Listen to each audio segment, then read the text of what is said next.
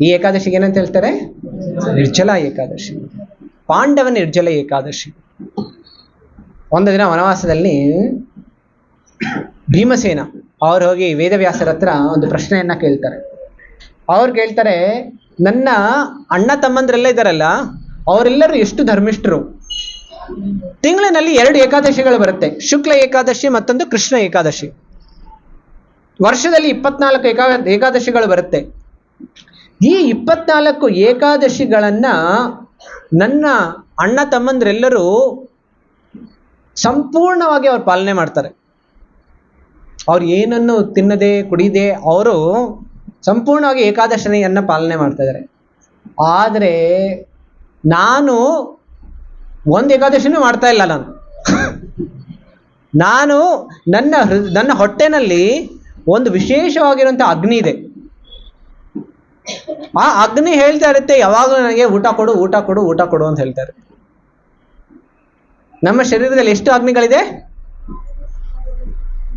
ನೋಡಿ, ಶಾಸ್ತ್ರ ಹೇಳುತ್ತೆ ಈ ಸಂಪೂರ್ಣ ಜಗತ್ತಿನಲ್ಲಿ 3 ರೀತಿಯ ಅಗ್ನಿಗಳಿದೆ. ಒಂದು ಹೇಳುತ್ತೆ ದಾವಾಗ್ನಿ, ನಾವು ಪ್ರತಿದಿನ ಹಾಡ್ತೀವಲ್ಲ, ಸಂಸಾರ ದಾವಾನಲಲಿಢಲೋಕ ತ್ರಾಣಾಯ ಕಾರುಣ್ಯ ಘನ ಘನಾತ್ವಂ. ಅಲ್ಲಿ ಹೇಳ್ತಾರೆ ದಾವಾಗ್ನಿ. ದಾವಾಗ್ನಿ ಅಂತ ಹೇಳಿದ್ರೆ ಯಾವುದೆಲ್ಲ ಗಿಡ ಮರಗಳಲ್ಲಿ ಇರುತ್ತೆ, ಅದಕ್ಕೋಸ್ಕರ ಎಲ್ಲ ಕಾಡ್ಗಿಚ್ಚಾದಾಗ ಬೆಂಕಿ ಹತ್ಕೊಂಡ್ಬಿಡುತ್ತೆ, ಅಲ್ಲಿ ದಾವಾಗ್ನಿ ಅನ್ನೋಂಥದ್ದು ಇರುತ್ತೆ. ಆಮೇಲೆ ವಡವಾಗ್ನಿ ಅಂತ, ಇದು ಕೆಲವು ಸಲ ಸಮುದ್ರಗಳಲ್ಲಿ ಇರುತ್ತೆ. ಸಮುದ್ರಗಳಲ್ಲಿ ನೀವು ನೋಡಿದಾಗ ಕೆಲವು ಸಮುದ್ರದಲ್ಲಿ ಬೆಂಕಿ ನೋಡಿದ್ರಿ, ಕೆಲವು ಸಲ ಜ್ವಾಲಾಗ್ನಿ ಅದು ಇದೆ. ವಡವಾಗ್ನಿ ಅಂತಾನು ಬರುತ್ತೆ. ಯಾವಾಗ ತುಂಬಾ ಬಿಸಿಯಾಗಿರೋದು ಮತ್ತು ತುಂಬಾ ತಣ್ಣಗಿರೋದು ಎರಡು ಮಿಕ್ಸ್ ಆದಾಗ ಅಲ್ಲಿ ಒಂದು ಅಗ್ನಿ ಹುಟ್ಟುತ್ತೆ. ಆಮೇಲೆ ಮತ್ತೊಂದು ಅಗ್ನಿ ಇದೆ, ಅದು ನಮ್ಮೆಲ್ಲರ ಶರೀರದಲ್ಲಿರುತ್ತೆ, ಅದು ಜಠರಾಗ್ನಿ. ಭಗವದ್ಗೀತೆಯಲ್ಲಿ ಹೇಳ್ತಾರೆ, 15ನೇ ಅಧ್ಯಾಯದಲ್ಲಿ ಹೇಳ್ತಾರೆ, ಅಹಂ ವೈಶ್ವಾನರೋ ಭೂತ್ವ ಪ್ರಾಣಿನಾಂ ದೇಹಮಾಶ್ರಿತಃ. ನಾನು ಎಲ್ಲ ಜೀವಿಗಳ ಹೊಟ್ಟೆನಲ್ಲಿದ್ದೀನಿ. ಏನ್ ಮಾಡ್ತಾ ಇದ್ದೀನಿ? ಪಚಾಮ್ಯನ್ನಂ ಚತುರ್ವಿಧಂ.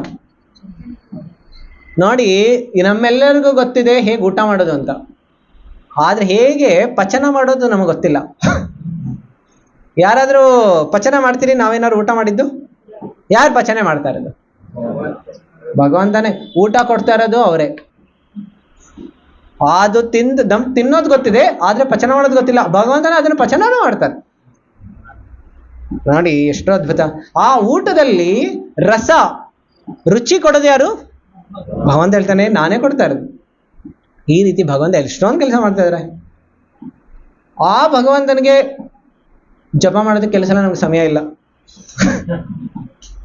ಈಗ ಇಲ್ಲಿ ಭೀಮ ಹೇಳ್ತಾ ಇದ್ದಾರೆ, ನನ್ನ ಹೊಟ್ಟೆನಲ್ಲಿ ಒಂದು ಅಗ್ನಿ ಇದೆ, ವೃಕ ಅಗ್ನಿ ಅಂತ. ಆ ಅಗ್ನಿ ಎಷ್ಟು ಭಯಂಕರವಾಗಿ ಕಾಡ್ತಾ ಇರುತ್ತೆ ಅಂತ ಹೇಳಿದ್ರೆ, ಯಾವಾಗಲೂ ಊಟ ಬೇಕು ಊಟ ಬೇಕು ಊಟ ಬೇಕು ಅಂತ ಹೇಳ್ತಾ ಇರುತ್ತೆ. ಅದಕ್ಕೋಸ್ಕರ ನನಗೆ ಈ ಏಕಾದಶಿ ಮಾಡೋದಕ್ಕಾಗೋದಿಲ್ಲ. ನಾನು ಏಕಾದಶಿ ದಿನಾನು ತಿಂದ್ಬಿಡ್ತೀನಿ. ಈಗ ಈ ರೀತಿ ಹೇಳಿದ್ರು. ಈಗ ವ್ಯಾಸದೇವರು ಇದನ್ನ ಕೇಳಿದ್ರು. ವ್ಯಾಸದೇವರು ಕೇಳಿದಾಗ ವ್ಯಾಸದೇವರು ಹೇಳ್ತಾ ಇದ್ರು, ಯಾರು ಏಕಾದಶಿ ಪಾಲನೆ ಮಾಡೋದಿಲ್ಲ ಅವರು ತುಂಬಾ ಪಾಪಿಗಳಾಗ್ಬಿಡ್ತಾರೆ. ಯಾಕೆ? ಯಾರು ಏಕಾದಶಿ ದಿನ ಧಾನ್ಯಗಳನ್ನ ಸ್ವೀಕಾರ ಮಾಡ್ತಾರೆ, ಧಾನ್ಯಗಳಲ್ಲಿ ಪಾಪ ಪುರುಷ ಕೂತ್ಕೊಂಡಿರ್ತಾನೆ. ಆ ದಿನ ಯಾರು ಆ ದಿನ ಆ ಧಾನ್ಯಗಳನ್ನ ಸ್ವೀಕಾರ ಮಾಡ್ತಾರೆ, ಆಗ ಅವರು ಬರೀ ಪಾಪವನ್ನೇ ತಿಂತಾರೆ. ಬೇರೆ ದಿನ ಮಾಡಿರೋಂಥ ಪಾಪವೆಲ್ಲ ಹೋಗಿ ಅಲ್ಲಿ ಕೂತ್ಕೊಂಡಿರುತ್ತೆ. ಇವರು ಬರೀ ಅನ್ನ ತಿನ್ನೋದ್ರಿಂದಾನೇ ಪಾಪ ಹೆಚ್ಚು ಮಾಡ್ಕೊಂಡ್ಬಿಡ್ತಾರೆ. ಬೇರೆ ಪಾಪ ಕಾರ್ಯ ಮಾಡೋದೇ ಬೇಕಿಲ್ಲ, ಯಾಕೆಂದ್ರೆ ಪಾಪ ಬಂದು ಕೂತ್ಕೊಂಡಿರುತ್ತಲ್ಲ, ಅದನ್ನೇ ಸ್ವೀಕಾರ ಮಾಡಿದಾಗ ಎಲ್ಲ ಪಾಪಗಳು ಬಂದ್ಬಿಡುತ್ತೆ. ಅದಕ್ಕೋಸ್ಕರ ಹೇಳ್ತಾರೆ, ನೀನು ಏಕಾದಶಿ ಮಾಡಿಲ್ಲ ಅಂತಾರೆ ನೀನು ನಿಷ್ಪಾಪನಾಗಿರೋದಕ್ಕೆ ಸಾಧ್ಯ ಇಲ್ಲ ಅಂತ ಹೇಳ್ತಾರೆ. ಈಗ ಭೀಮನಿಗೆ ಇದನ್ನೆಲ್ಲ ಕೇಳ್ಬಿಟ್ಟು ಇನ್ನೂ ಭಯ ಹೋಗ್ಬಿಡುತ್ತೆ. ಈಗ ವೇದವ್ಯಾಸರ ಹತ್ರ ಹೇಳ್ತಾರೆ, ದಯವಿಟ್ಟು ಏನಾದ್ರೂ ಮಾಡಿ ನನಗೆ ಒಂದು ಉಪಾಯ ಕೊಡಿ. ನನಗೆ ನನ್ನ ಹೊಟ್ಟೆಯಲ್ಲಿರೋ ಅಗ್ನಿ ಸಾಮಾನ್ಯ ಅಗ್ನಿ ಅಲ್ಲ, ಅದು ವಿಶೇಷ ಅಗ್ನಿ ಇದೆ, ಯಾವಾಗಲೂ ಬೇಕು ಅಂತ ತಿಂತಾ ಇರುತ್ತೆ. ಆಯ್ತು ಅಂತ ಹೇಳಿ ವೇದವ್ಯಾಸರು ಹೇಳ್ತಾರೆ, ಜ್ಯೇಷ್ಠ ಮಾಸದಲ್ಲಿ ಬರುವಂತ ಶುಕ್ಲ ಏಕಾದಶಿ, ಆ ಶುಕ್ಲ ಏಕಾದಶಿಯ ದಿನ ನೀನೇನಾದ್ರೂ ಸಂಪೂರ್ಣವಾಗಿ ಉಪವಾಸ ಇದ್ರು, ನೀನೇನಾದ್ರೂ ನಿರ್ಜಲವಾಗಿದ್ರೆ, ಸಂಪೂರ್ಣ ಬರುವಂತಹ ಎಲ್ಲಾ ಏಕಾದಶಿಗಳ ಫಲ ಸಿಕ್ಬಿಡುತ್ತೆ. ಹರಿ ಬೋಲ್. ಈ ರೀತಿ ವೇದವ್ಯಾಸರು ಹೇಳ್ತಾ ಇದ್ರು. ಅದಕ್ಕೋಸ್ಕರ ಈ ಏಕಾದಶಿಯನ್ನ ನಿರ್ಜಲ ಏಕಾದಶಿ ಅಂತ ಕರೀತಾರೆ. ನಿರ್ಜಲ ಏಕಾದಶಿ ಅಂತ ಹೇಳಿದ್ರೆ ಬರೀ ನಿರ್ಜಲ ಅಂತ ಹೇಳಿದ್ರೆ ನೀರು ಇಲ್ಲ, ಉಸಿರು ತಗೊಳ್ಬೋದು ಆದ್ರೆ ಜಲ ತಗೊಳ್ಬಾರ್ದು ಅಂತ ಹೇಳ್ತಾ ಇದ್ದಾರೆ. ಹಾಗಾದ್ರೆ ಊಟ ಮಾಡ್ಬೋದಾ? ನಿರ್ಜಲ ಅಂತ ಹೇಳಿದ್ರೆ ಊಟ ಮೊದಲೇ ನಿಲ್ಲಿಸ್ಬಿಟ್ಟಿದ್ದಾರೆ. ಈಗ ನಿರ್ಜಲ ಅಂತ ಹೇಳ್ತಾ ಇದ್ದಾರೆ. ಯಾರು ನಿರ್ಜಲ ಮಾಡ್ತಾ ಇದ್ದಾರೆ ಅವ್ರು ಹೇಳ್ತಾ ಇದ್ದಾರೆ ಸಂಪೂರ್ಣ ಸಿಗೋ ಎಲ್ಲಾ ಏಕಾದಶಿಗಳ ಫಲ ಈ ಒಂದೇ ಏಕಾದಶಿನಲ್ಲಿ ಸಿಕ್ಕಿಬಿಡುತ್ತೆ ಅಂತ ಹೇಳ್ತಾ ಇದ್ದಾರೆ. ಕೆಲವು ಸಲ ಏನ್ ಮಾಡ್ತಾರೆ ಜನ, ಏಕಾದಶಿ ದಿನ ಆಯ್ತು ಉಪವಾಸ ಇರ್ತೀನಿ ಅಂತ ಹೇಳ್ಬಿಟ್ಟು ಉಪವಾಸ ಇದ್ದುಬಿಟ್ಟು ಚೆನ್ನಾಗಿ ನಿದ್ದೆ ಮಾಡ್ಬಿಡ್ತಾರೆ. ಯಾವಾಗ ಜಾಸ್ತಿ ಕೆಲವು ಸಲ ನಾವು ಶಕ್ತಿ ಇರೋದಿಲ್ಲ ಆಗ ಕೆಲವು ಸಲ ನಿದ್ದೆ ಬರುತ್ತೆ. ಅದು ಏಕಾದಶಿಯ ಫಲ ಕಡಿಮೆ ಮಾಡಿಬಿಡುತ್ತೆ. ಏಕಾದಶಿ ದಿನ ನಾವು ಸಾಕಷ್ಟು ಎಚ್ಚರ ಇರಬೇಕು. ಆಮೇಲೆ ಸಾಕಷ್ಟು ಏನ್ ಮಾಡ್ಬೇಕು, ಭಗವಂತನ ಭಕ್ತಿ ಮಾಡ್ಬೇಕು. ಏಕಾದಶಿಯನ್ನೇನೇ ಹೇಳ್ತಾರೆ ಅದು ಹರಿವಾಸರ. ಹರಿವಾಸರ ಅಂತ ಹೇಳಿದ್ರೆ ಹರಿಯ ದಿನ.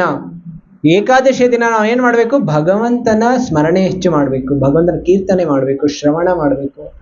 ಅದಕ್ಕೋಸ್ಕರ ಈ ಏಕಾದಶಿಯ ದಿನ ನಾವು ಸಿಕ್ಕಿದ ತಕ್ಷಣ ಅದು ಒಂದು 15 ದಿನಕ್ಕೊಮ್ಮೆ ನಮ್ಮ ಭಕ್ತಿಯಲ್ಲಿ ಎಷ್ಟು ಪ್ರಗತಿ ಮಾಡಿದೀವಿ ಅನ್ನುವಂಥದಕ್ಕೆ ಮಾಪುವುದಕ್ಕೆ ಇದು ಒಂದು ಬ್ಯಾರೋಮೀಟರ್. ಏಕಾದಶಿಯ ದಿನ ನಾವು ಹೆಚ್ಚು ಜಪ ಮಾಡಬೇಕು, ಏಕಾದಶಿಯ ದಿನ ನಾವು ಹೆಚ್ಚು ಭಾಗವತವನ್ನು ಓದಬೇಕು, ಏಕಾದಶಿಯ ದಿನ ನಾವು ಹೆಚ್ಚು ಕೀರ್ತನೆ ಮಾಡಬೇಕು. ಈ ಏಕಾದಶಿಯ ದಿನ ನಾವು ಎಷ್ಟು ಮಾಡೋದಕ್ಕಾಗತ್ತೇ ಇಲ್ಲ. ನಾವು ಅತಿ ಹೆಚ್ಚು 15 ದಿನ ನಾವು ಎಷ್ಟು ಚೆನ್ನಾಗಿ ಭಕ್ತಿ ಮಾಡಿದೀವಿ ಅನ್ನೋಂಥದ್ದು ಹೆಂಗ್ ಗೊತ್ತಾಗುತ್ತೆ, ಏಕಾದಶಿಯ ದಿನ ನಾವು ಎಷ್ಟು ಭಕ್ತಿ ಮಾಡ್ತಾ ಇದೀವಿ ಅಂತ. ಸೊ ಅದಕ್ಕೋಸ್ಕರ ಈ ಏಕಾದಶಿಯ ದಿನ ನಾವು ಏನು ಬರುತ್ತಲ್ಲ ನಮ್ಮೆಲ್ಲರ ಏಕಾದಶಿ ದಿನ, ನಾವು ಅತಿ ಹೆಚ್ಚು ಭಗವಂತನಲ್ಲಿ ನಾವು ಶ್ರದ್ಧೆ, ಭಗವಂತನಲ್ಲಿ ಭಕ್ತಿ ಪೂರ್ವಕವಾಗಿ ನಮ್ಮ ಅತಿ ಹೆಚ್ಚು ಸಮಯವನ್ನು ಶ್ರವಣ ಕೀರ್ತನ ಮಾಡ್ತಾ ನಾವು ಸಮಯವನ್ನು ಕೊಡಬೇಕು. ಆಮೇಲೆ ಆದಷ್ಟು ನಮ್ಮ ಶರೀರ ಕೆಲವರು ಶರೀರ ರೋಗಗಳಲ್ಲಿ ಇರ್ಬೋದು. ಅದಕ್ಕೋಸ್ಕರ ಕೆಲವು ಇದಿದೆ, ಎಕ್ಸೆಪ್ಷನ್ಸು ಇದೆ. ಕೆಲವರಿಗೆ ಯಾರು ಶರೀರದ ಕಾರಣದಿಂದ ಯಾರು ಉಪವಾಸ ಮಾಡೋದಕ್ಕಾಗ್ತಾ ಇಲ್ಲ ಕೆಲವರು ಹಾಲು ಕುಡಿಬೋದು, ಇಲ್ಲ ಅಂತ ಹೇಳಿದ್ರೆ ಕೆಲವರು ಹಣ್ಣುಗಳನ್ನು ಸ್ವೀಕಾರ ಮಾಡ್ಬೋದು. ಇದು ಒಂದೊಂದೊಂದೊಂದು ಕೆಲವರು ಯಾರು ನೀರು ಕುಡಿಯದೇ ಇರೋದಕ್ಕಾಗೋದಿಲ್ಲ ಅವ್ರು ನೀರು ಕುಡಿಬೋದು. ಯಾರು ನೀರು ಕುಡ್ದು ತಡೆಯೋದಕ್ಕಾಗ್ತಾ ಇಲ್ಲ ಅವರು ಹಾಲುಗಳನ್ನ ಸ್ವೀಕಾರ ಮಾಡ್ಬೋದು.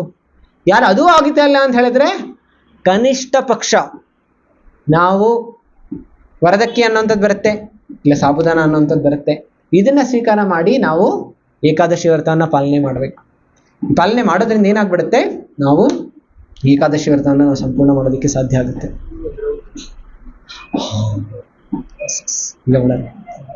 ಸೊ ಅದಕ್ಕೋಸ್ಕರ ಈ ಏಕಾದಶಿಯನ್ನ ನಾವೆಲ್ಲರೂ ಪಾಲನೆ ಮಾಡೋಣ. ಹರೇ ಕೃಷ್ಣ ಕೃಷ್ಣ ಕೃಷ್ಣ ಹರೇ ಹರೇ, ಹರೇ ರಾಮ ರಾಮ ರಾಮ ಹರೇ ಹರೇ.